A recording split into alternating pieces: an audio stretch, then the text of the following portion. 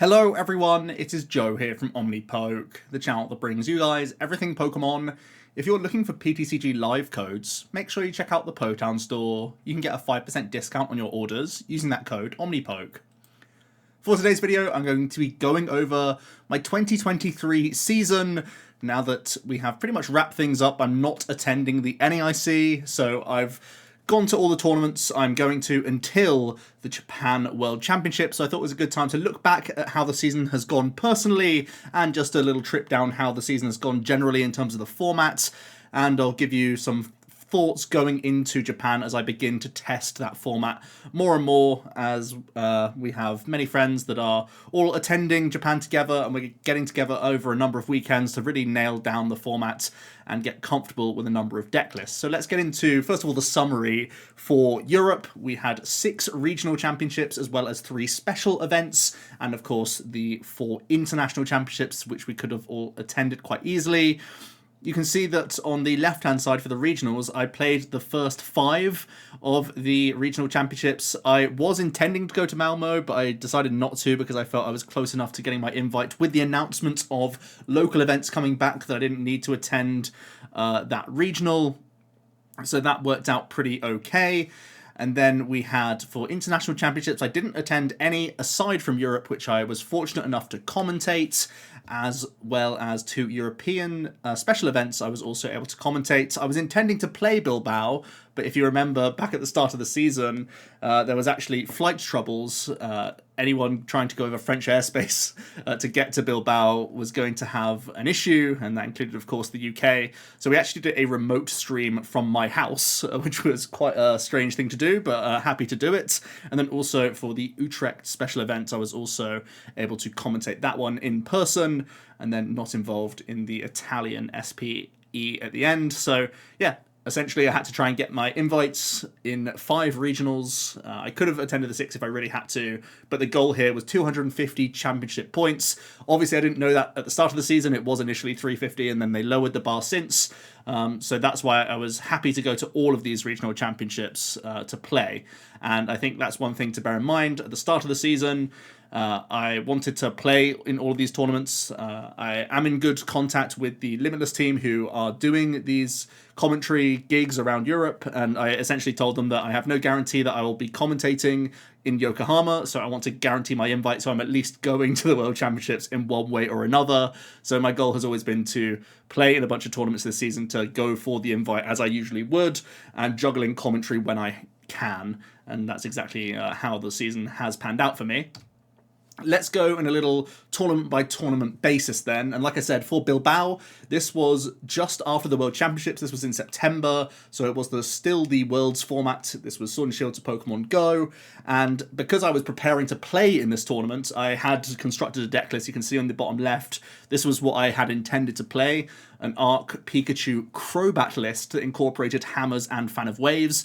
This was the attempt to still have those 2 good type coverages into Mew/Mewtwo V Union, as well as having Flying Pikachu to help out against the Palkias of the world. So we still had that cornerstone of that Arc plus powering up good hitting Pokemon for weakness to have that higher damage output threshold. Still had that barrel draw engine to fall back on that we saw do so well at Worlds, still having the Marnie Path combination, but this time incorporating Crushing Hammers to give myself hopefully an edge in Mirror Match, expecting, Arc Pika had just won the World Championship, so I imagine there would be some converts to that deck going into Bilbao. So that was my preparation before the event, but unfortunately wasn't able to attend. Instead, you can see on the bottom right-hand side of the screen, Shay, Alex, and I commentated from my house. This is normally where you can see these playmats in the background of some of my videos.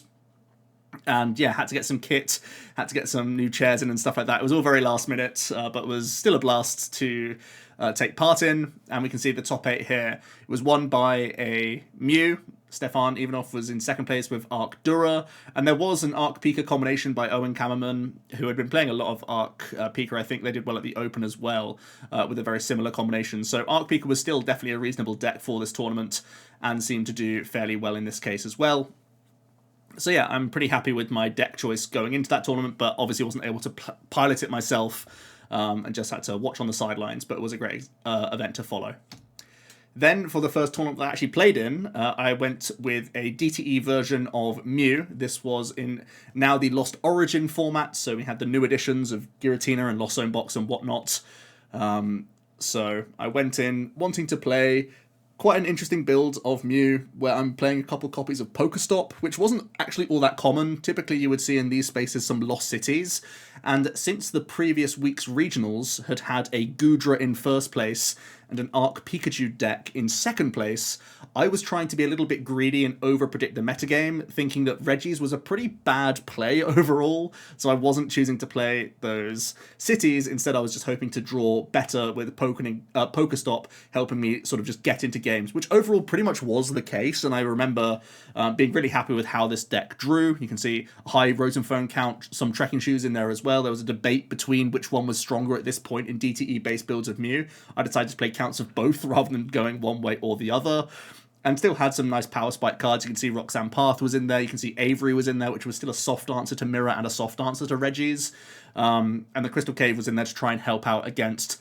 the Lost Boxes, of course, where we had seen I think in a regional prior, the Charizard Lost Box doing well in the hands of Tord Reklev, so definitely something to bear in mind. But overall, fairly standard Mew. I think the only real interesting things to note were the Stadium cards. I ended up with a 5-3-1 record, having taken a few losses fairly early on. I lost a Mirror in my first round.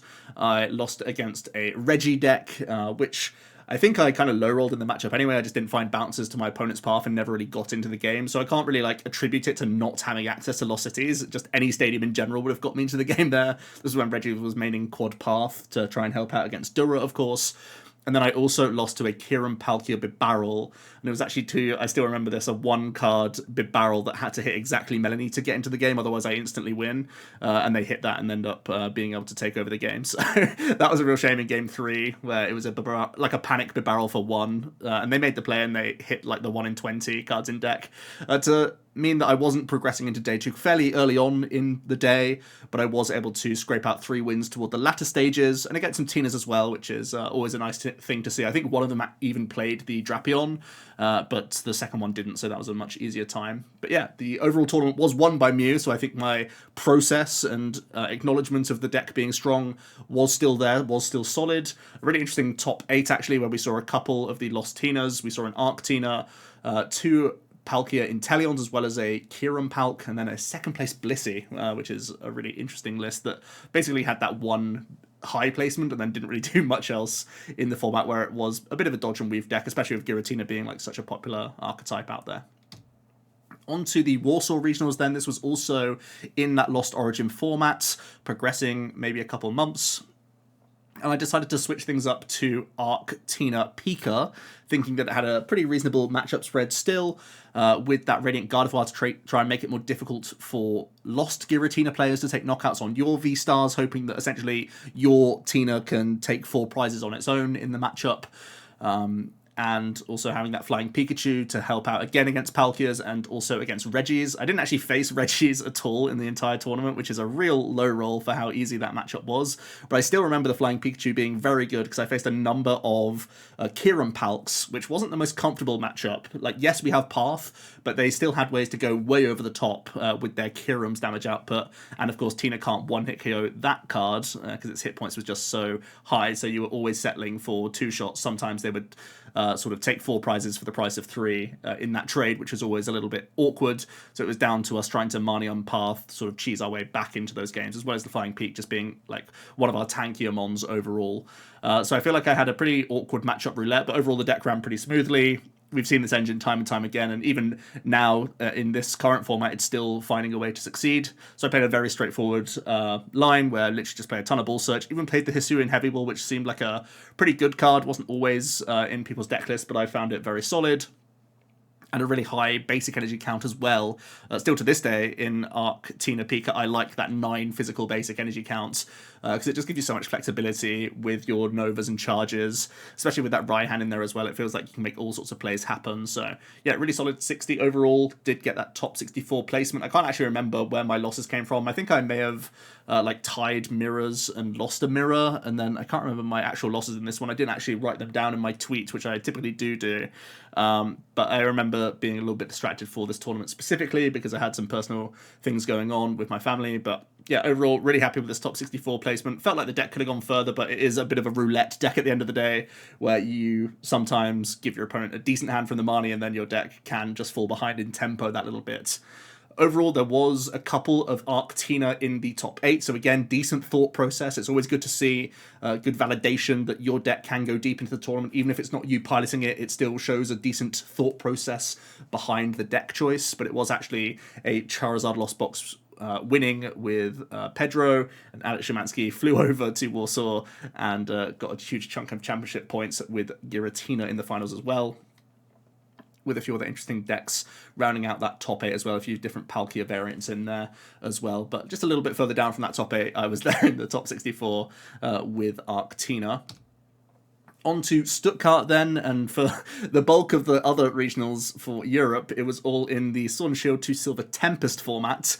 And I started off with a top 16 placement in Stuttgart with Charizard Lost Box. This is pretty soon after the internationals, where it was won by Tord playing a very basic Lugia that wasn't playing Raikou, most importantly, but was only playing the Stoutland. So the intention behind this deck list, with the double Basin, the double Raihan, and the double Belt, as well as double Snorlax, was to have easy responses to exactly Stoutland, so that at that point you would catch up against the Lugia, where they have to essentially give you 5 turns to win the game, and it's quite easy for a Lost Box Charizard to win in 5 turns against a Lugia, and this is of course before the Raikou came in. So things got a lot more difficult when they added that additional one prize that offered an additional threat as well.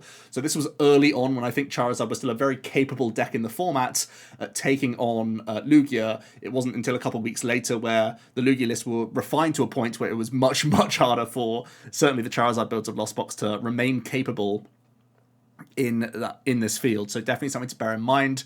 Really like this deck list. You can see I was playing no copies of Boss's Orders, just the Serena, and that was actually what contributed to one of my crucial losses in day 2, actually, where I came up against Magnus Pedersen, who was playing a Palkia Inteleon that had a teched out list with double Splash Energy and Ice Cube, and there was never a situation where I could rope Boss Ice Cube to actually take knockouts. So that stings a little bit, but I was willingly choosing not to tech for Ice Cube for this tournament, and I feel like overall it was a really good choice. Only really Magnus did well and spiked the tournament with his wacky concoction of a deck, and it actually happened in a few different events around the globe that weekend. Those were a few tournaments on the same date, actually, where there were different players using a wacky Palkia build. But overall, again, I was really happy with this build. You could see, similar to my Mew deck, I was still trying to squeeze in those Pokestops and give myself that little bit of edge in those opening turns just to get into the game. And with the ratios of this deck list, especially when tools were still grabbable with Pokestop at this point in the game, you had really insane ratios of just grabbing good item cards in the opening stages to get rolling in the game. So I tried to simplify the deck list as much as possible and gave myself a good chance in the tournaments. I think one of the crucial things was me tying to a Mewtwo v Union, which should actually be a really good matchup, but I remember literally like draw passing for a huge number of turns and almost getting donked by a Snorlax just using Paralyzing Bolt, or what's it called? The thing that paralyzes you is it's like a body slam attack that does 100. I remember literally draw passing for like 7 turns, but still finding a way to get close to coming back into the game. But it came down to some crucial coin flips for Drapion, because obviously you would have to manually attach to Drapion in the matchup and whatnot. And the opponent actually made a massive gamble where they chose not to heal on a crucial turn just so they could sprinkle KO Drapion, and if I found the right combination to move into Charizard plus Basin attach, I could actually take a knockout with the Zard, and I was just missing a crucial piece from like one Chorus double Flower Select, or sorry, one Flower Select, so I couldn't find the pivot, that was the whole point, which was really sad. So I feel like I was really close to making top 8 with this deck list. I don't think I possibly wouldn't have gone much further in the tournament because there were some more awkward matchups out there.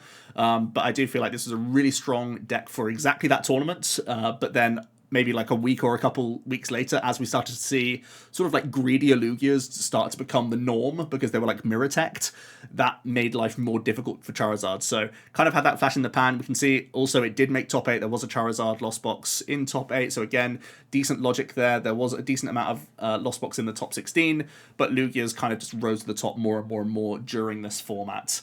And I literally only played Lost Box because my Lugias didn't arrive in time for this regional.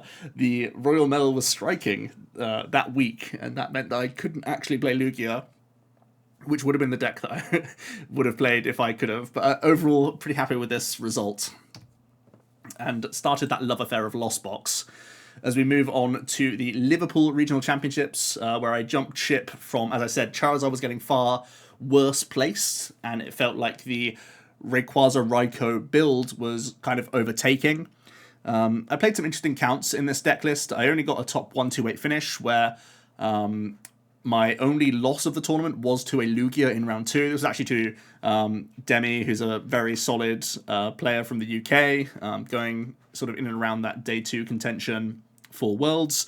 And yeah, essentially, I remember just not hitting many choruses. This was on stream, and you can see that I didn't really have much good luck in the matchup, which is a little bit unfortunate, and Demi's going to punish any sort of weakness. They were playing Stoutland and Snorlax and Raikou, so pretty teched for Lost Box as well. So overall, a pretty like worthy loss. It was really just ties that sort of did me in this time around, where I had a tie against 2 other Lugias, so the matchup is quite difficult. As you can see, Lost Box can tangle with Lugia, but things can also just kind of go haywire if you don't draw that well.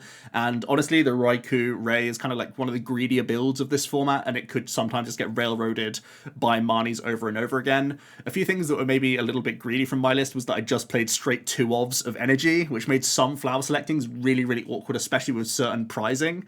And that's something that I probably should have changed. I really liked the triple Raihan because I found it so powerful at protecting yourself against Marnie. So you could simply go Raihan into gate and still get response KOs, which was admittedly really strong. But I do feel I probably should make a space here or there somewhere just to fit in 3rd copy of Lightning, possibly 3rd copy of Grass as well, just to give myself easier selects throughout the entirety of the game. But instead I wanted to have that 2nd copy of Training Court, because I wanted to have bounces to Path of the Peak from like Mew players and such, because they were such a disruption heavy based deck and we're quite combo reliant. Constantly having Training Court as a bounce meant that you could activate your draws for Greninja immediately and carrying on cycling through the deck, which I did find very useful and very solid. So that was my logic behind playing such a low energy count, but overall it was possibly a little bit punishing at times, and could have led to some of my ties here and there. Definitely having such a thin energy count did not help against the Aerodactyl Vikavolt that I played either. So that's something to bear in mind. But yeah, very solid archetype. You can see it made top 4 again. So again, another thing I'm always looking for is, could my deck theoretically have got far in the tournament? And so far, yes, I've been sticking to those sort of higher tier decks for the most part that have been showing up in those top 8s, which is something that I always like to look for. The tournament was ultimately won by a Mew. Stefan was able to come 2nd place with Goodra, which was kind of like a breakout performance for the Goodra in the Silver Tempest format, because a lot of people previously were skeptical at its Lugia matchup, naturally because of the amazing rare Yveltal being so easy at just blowing up a Goodra. But even off having, you know, like the double Roxanne, and I think they were also playing, it was either Parasol or they were playing the stadiums to try and protect against Lugia. One of those sorts of things were adopted and carried on into the future. But as you can see, it's still a bit of a Lugia fest in that top 8. Only a couple of them, but they were all around that day 2 as well. In at Bochum then, I stuck with my guns with Lost Box, and I ended up having a pretty awkward day, really. It started off really well, where I was on a 4-0 record, and I actually much preferred my list this time around. You could see that I had a thicker energy count, where I had at least 3 copies of Grass Energy. I also played Double Rod and a Recycler, and only 1 Training Court this time around, so a slight differentiation from the previous list. And I also added in a Birdkeeper over a Raihan as a more proactive drawing card that can also help you add to your flower selecting. So a few differences here. I'm also adding in Capture Energies just for additional early game outs, and I'm playing a 2nd copy of Hisuian and playing only 1 Cram, which was potentially greedy, but ultimately I really loved seeing Hisuian just as a time-space as a time cheater, which is really good. Just so as soon as you hit that Hisuian, you can play it, see what your prizes are, even if you're not hitting Pokemon, but also just being a great way of just early accessing Manaphy, as there were more Raikou-Ray mirrors at this point, as it was really taking over Charizard at that stage. And also you needed Manaphy against Lugias because they would aggro Raikou you so often. So I was fairly happy with the double Hisuian. It could easily have just been that second copy of Cram, but I felt like, again, that Manaphy prizing was a big differential. Same could be the case for the likes of Greninja, same could be the case for Raikou, so I feel like the 2 copies was very justified. I actually thought this list was brilliant.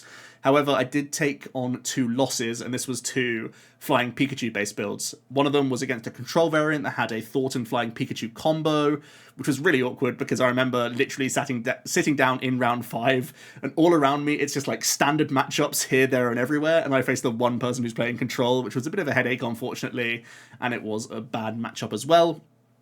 I try and shake that off, but then straight away in round 6 I face an Arc Flying Peak, and I have essentially no outs to try and beat them. I'm not playing Echoing Horn, and I'm not playing... The other thing you could play is Giratina V, but it's not something that I was playing, unfortunately. So yeah, literally no answer to Flying Peak. One of the risks of this archetype, I suppose. I'm not even playing Boss anyway, so I can't try and proactively take out their Peak before it evolves. Literally just no way of getting around it at all. So I was defenseless in that case, and that led to 2 losses back-to-back. After being in a really good position at 4-0 in the tournament, I'm straight into 4-2, and I have no lifelines left. Ended up having an awkward tie against the Reggies, because after winning game 1 in a fairly stressful game, game 2 I end up literally just scratching for 3 turns and just losing. And then also having a loss against Vikavolt in round 8. Again, these were really close games, actually. It does say loss-loss, but in both situations, I'm Zigzagoon away from game, thanks to Switch Car offsetting math, and I have Zigzagoon available, I just can't dig for it on the crucial turn, which is a real shame. So yeah, both really close games in that round 8, and then in round 9, because I'm 4-3-1, just dropped them tournament, a little bit tilted at that one for sure, but much happier with the deck list, and I felt like it performed way better this time around. And everything was looking pretty good until we just faced the bad matchups. That was definitely one where you just sort of write off as just unfortunate, which is not something you'd like to do in many tournaments, but I think for this season, this was definitely that tournament where I just hit the boogeyman matchups, and possibly my fault for not teching properly or expecting Flying Peak, but ultimately, like, looking at the top 8, there wasn't Flying Peak anywhere. Flying Peak just, like, didn't succeed at the tournament. I just happened to face the couple that played it, which is a real shame. As we look at the top 8, there wasn't actually any lost spots, so this is the first time where possibly Raikou-Ray was too heavily targeted, or lost box in general was too heavily targeted, and it made life more awkward. But my wins came against all the expected meta. My losses and ties came against sort of the fringe stuff of the format. I think Reggie's was probably like the most high tier thing that I tied to, and I think that's already just a balanced matchup anyway. But like the Vikavolt is kind of a countery box deck that was kind of like less than 5% of the meta, as was easily the Arc Flying Peak, which was really fringe, and Control. So if you can't really choose to tech for all of the like 2 and 3% matchups in the field. It's just one of those things where, especially Raikou-Ray, which was like such a greedy archetype and so fragile to Marnies in general, I really didn't want to commit any spaces to these sort of fringe cards. I remember always debating like these Capture Energies being in the place of like a third Quick Ball or a second Training Court. These were my debates going into the final week of Bochum, rather than like, oh, do I need to tech for these really fringe things? I just feel like it wasn't really worth it in general, but just sort of bit me a little bit in this specific tournament. So no points from Bochum. Then we have a couple of commentary gigs. Decided to commentate in Utrecht, and was fortunate enough to be brought out there. This was in the Silver Tempest format, still right at the end of the Silver Tempest format. Really interesting field, and it was overall won by Nico with Arcdura. In second place was Goo, also in top 4 Goodra as well. So yeah, really interesting tournament overall. Really happy to commentate it once again with Shay and Alex, and also seeing Ross there as well. Someone who I've commentated with for many years. Always happy to get involved and commentate with those guys. Had a lot of fun. And then, of course, came the EUIC, where we had rotation and a new set coming out. and obviously was able to commentate this one as well. Really happy to once again get involved, especially in such an exciting tournament, because everyone wanted to see how the new Scarlet and Violet block interacted with this format as well as a rotation, and it did not disappoint. I mean, Alex Szymanski won with an anti-meta toolbox in the first tournament of the year. That's something in this format, I should say. So that's absolutely crazy. And then Tord bringing the new archetype of Gardevoir really to the front page and bringing a second place finish with a very aggressive, very solid, like just cycling through the deck build. More defensive than lists that we'd seen in the past. Or sorry, not really defensive, I should say. Just like more focused on draw power than any of the lists that we'd previously seen, where we were seeing Judges, we were seeing Emergency Jellies, we were seeing like Serena as a pseudo draw supporter, whereas Tor just went, no, I want all the researches, cycle, I'll just trade my way through the game, and it seemed to work really well. And ultimately just a really good, varied, diverse top 8. We did see the highlight of Miraidon making top 8, which was really cool to see. A couple Lugias that obviously had to change things up and add in single strike packages for the most part. And I think certainly Trevor was playing the Duraludon package, possibly Eric as well. These guys adding in that tech card to win mirror match situations was really cool to see. And a very good choice for the weekend. So yeah, really loved taking part in this event and getting to see some really high-level play and some really interesting deck choices from that new format. And then we had the return of local events, which was a real relief for me because at that point I would have only had Malmo to round out my invite. So I would have needed a top 128 from Malmo, I think, to have been able to achieve that invite. Which would have been the last regional I could have attended, and I suppose there was also one special event to go at that stage before the announcement of local events returning, which was exceptional for me because it meant I could round out my invites with local events. I started off going to a league challenge in Cov, but didn't get any points there. With Charizard Lost Box, I had the most woeful day possible. My round 1, I lost a Lost Zone Mirror because I prized 3 Comfey and Hisuian Heavy Ball, and my opponent got crammed turn 1 KO on my Comfey, which was pretty horrific. I also ended up losing to a Guardy as well, just by having like horrific luck throughout the entire game. So yeah, a terrible league challenge there. After being so excited to come back to local events, I had like a terrible evening. But then we were able to go to Whitney League Challenge. I played just Guardy, got a second place finish. I think my only loss was to a Lost Box in that occasion. Then went to Worcester League Cup and I played Lost Box with Moltres. This was in the Scarlet and Violet format as well. And I ended up losing to another Lost Zone build, a Charizard Lost Box, and that was actually due to a misplay of mine during the game. I think I had pretty much locked game, but I played a Rope when I should have played a Cart, and it actually ended up denying a turn win con, which was completely my fault. That was like a locked-in win, and I would have been completely fine. But also I ended up losing to a Hisuian Zoroark, because I got donked and then got judged and bricked, which was really sad, because Lostmot should be really good against Hisuian Zoroark. Yes, they played Klefkis, but honestly, that's not a big deal when you play Quad Rope anyway, and was playing Boss in that build. And Lostmot hits 270, which is the right number you need to hit for Zoroark. So yeah, a really awkward loss in that League Cup, so no points there. Another challenge in Banbury with Gardevoir. I think I just went EXO in that one. And did I? Yeah, I think I did. And in Aldershot, got a top 8 with Gardevoir. This was now in the Paldea Evolved format. So this weekend, actually, that's just gone by, I was playing a new age build of Gardevoir. I was actually trying out a double reversal 10 Psychic Energy list. And I actually really like it. I think Reversal Energy is such a strong card that allowing your single prize Gardevoir to get into the action as much as possible is really, really powerful. To even hit through things like Mew VMAX, it's an exceptional option. So I enjoyed that. And also just having Reversal Energy to attach onto a Guardy to have 140 hit points against Lost Box, also very powerful. I lost in top 8 ultimately to a Fusion Strike build of Mew. It was actually a very close situation. And so I won game 1, game 2. My opponent prizes Path, so all they can do is Rocks me, and after 4 draws, I'm still not able to. And like a really thin deck, I'm not able to either find Boss's Orders or my Zacian to close out the game. So actually really low odds whiff from me. Unfortunate in that occasion. Actually, it wasn't that I whiffed Zacian, it was that I whiffed Collapse Stadium to unlock some energies to put on my Zacian for KO. That was actually how things worked out. That was against a friend though, so I know they were playing well and it was a pretty close series. They went on to get second at the Cup. And then in Swindon, I was able to get a top 4 with Gardevoir. Once again, the exact same list that I played the day before and top 8'd with, and I ended up losing to...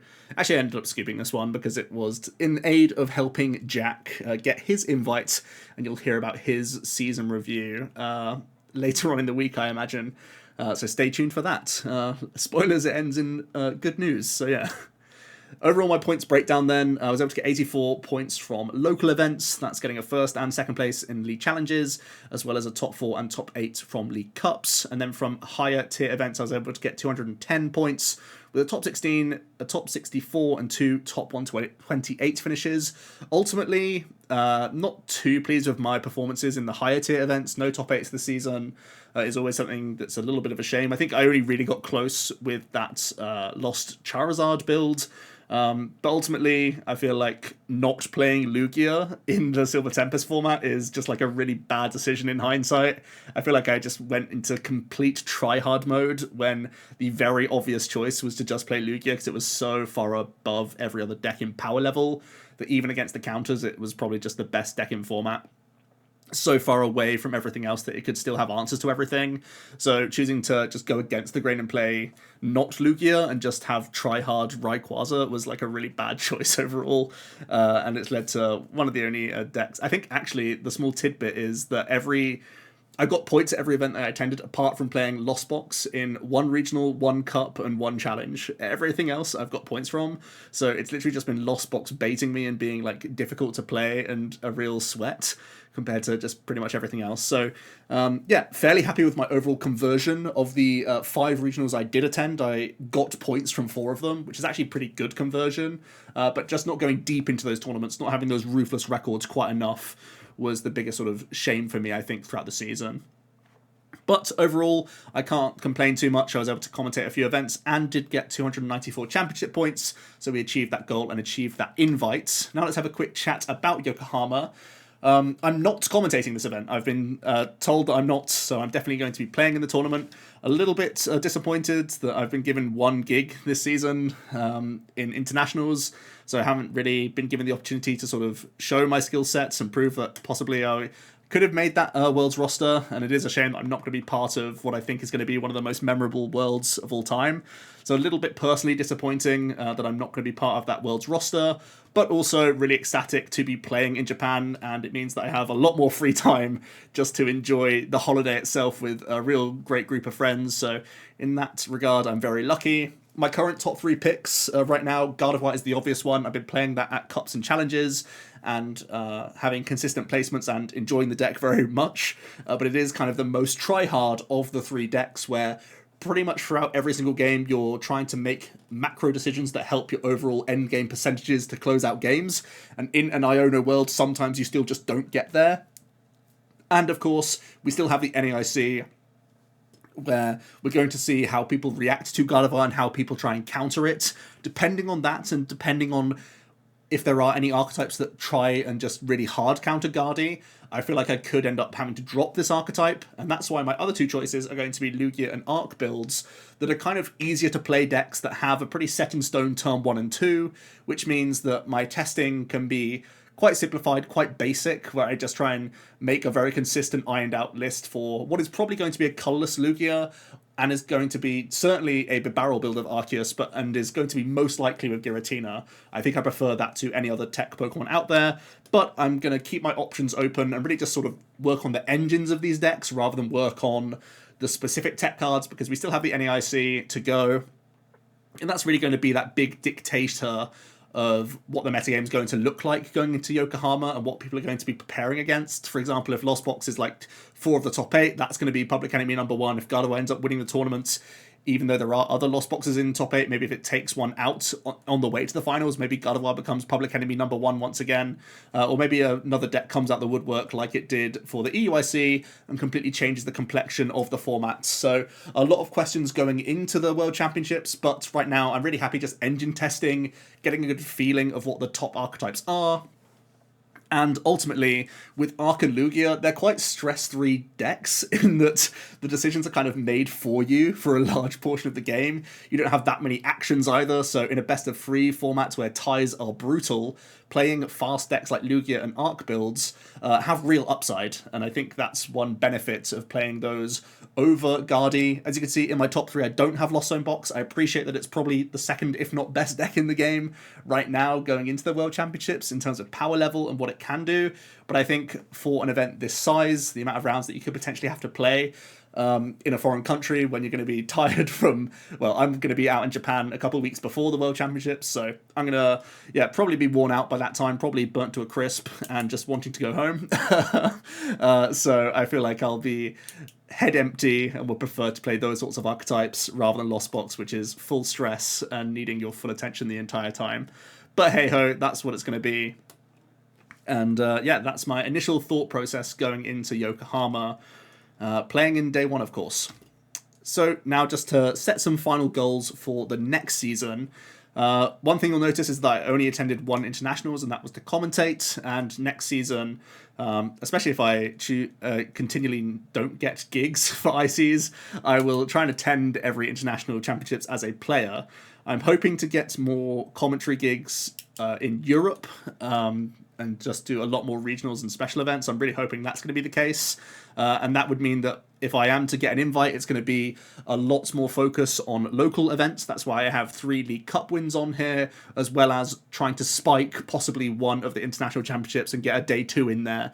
So that's my ultimate goal. I also think that it's very likely that Worlds goes back to America next season, and that means that I will have more holiday time to dedicate to traveling to international championships for 5-6 days here, 5-6 days there, and still having enough holiday to have a week in August next year in America somewhere and not have to worry too much about seeing the sites and whatnot, which is what I'm doing for Japan this year. It's why I haven't really attended any of the ICs. I need to save up money and accrue holiday all for Japan, because it's going to be my first time out there and I want to do as much as possible and get a lot off my bucket list, because it's really going to be a once-in-a-lifetime opportunity. The World Championships in Japan is so special, and I can't wait to go there. So yeah, that is going to be my overall goals. Commentate as much as possible next season, but also try and juggle that invite. It's always a difficult and ambitious goal, but I always feel that it's a good one to strive for. And so far, I've been able to achieve that goal every season since 2016, which is great to see. Let me know your thoughts down below. This was fun to look back on the previous season. I'll like to hear your goals down below, and I'll see you tomorrow for another video. Cheers.